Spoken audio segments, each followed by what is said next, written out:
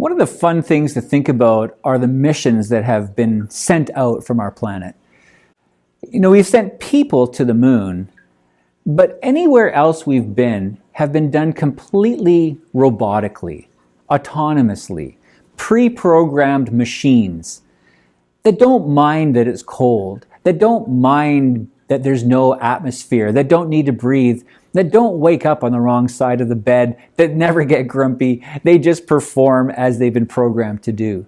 And they've gone to every planet, many of the moons. We've even landed on asteroids. But there are 5 that are particularly interesting to me.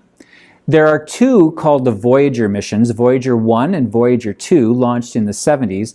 And then there's another 2 called the Pioneers, the Pioneer 10 and 11, also left in the 70s, and they went out. Because in those days, we didn't have any pictures of the outer planets, the gas giants. All we had were kind of grainy, fuzzy images of Jupiter and Saturn, but we didn't have anything close to really understand their surface features and any of their orbital dynamics, their moons, and those sorts of things. So the idea was, let's send a mission there and get a lot of photographs.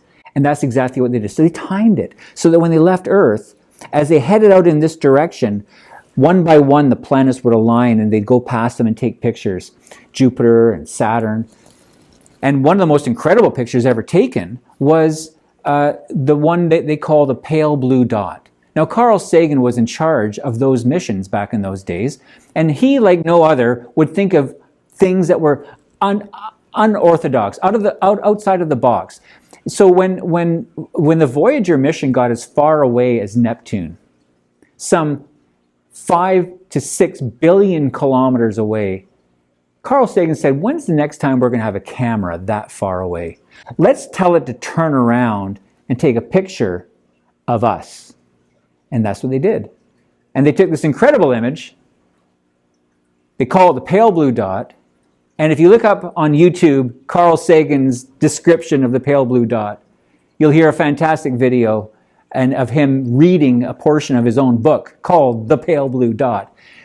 Really talking about a perspective on our planet and really how small it is amongst the vastness of the cosmos. And why is it that we fight over one pixel of that dot when there's, we really are just a pixel. I want this corner of the pixel. Well, I want this corner of the pixel. Let's have a war.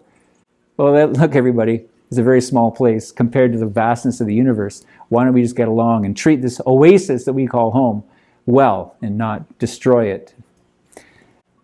Well, where are those spacecraft now? Well, they're still going, because Newton's first law says that once an object is in motion, it will stay in motion. It's not going to slow down until another force acts upon it. The only other force out there would be gravity. Well, it's not near anything. There's great distance between the stars. So it's headed off in a direction and it's just going in a straight line. There's no engine running. There's no propulsion. It's just momentum that will carry on forever.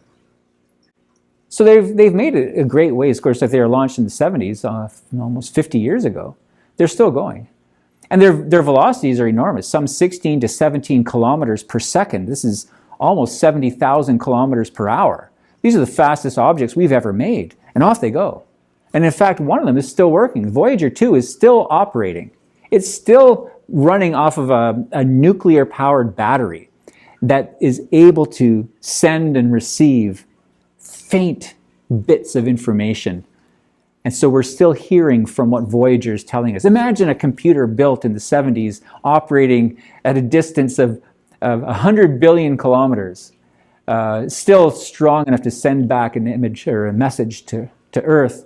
Really remarkable thing in the coldness of space, the vacuum of space, and yet this computer is still working. And how quickly we throw our computers away if they're 4 or 5 years old. They're too old, they don't work anymore. Well, yeah, they probably do. I mean, look at Voyager, it's still working.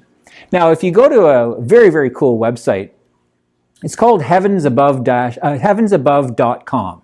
I'll link to it here. heavens-above.com. It's a great website, and if you scroll down the front page, you'll see where it says Spacecraft exiting the solar system, and it will show you the 5.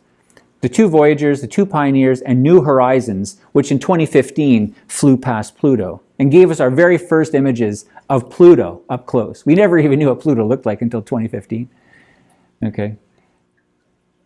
And these, in this website, will show you exactly where they are, how fast they're going, how far away they are. And it's a very cool website, and there's lots of other things to explore on that website, and I encourage you to go to it, explore it, find out other pieces of information, learn from it, and encourage your students to go onto that website as well and see what they can learn also.